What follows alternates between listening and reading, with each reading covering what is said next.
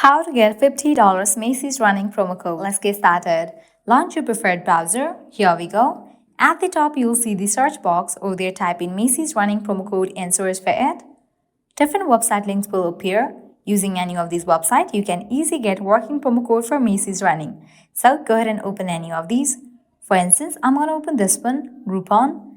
After you open it, you're going to find amazing deals and offer. Just scroll and check. 25% off, 60% off, 40% off, summer sale, and many more. Head towards any of the offer that you want to grab, just click on it.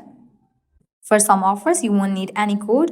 You just have to click on the option of shop now. With that, you will be directed to the official website of Macy's running. Now you can log into your account, make your purchase, and proceed to checkout. And the offer will be automatically applied to your purchase. Likewise, you can also try out other offers, as in this page, you're going to find tons of offers and deals. The process is similar. You won't need the code. Just go ahead and click on the offer that you want to use. Lastly, make sure to go through these websites as well, because these websites will also provide a working promo code for Macy's.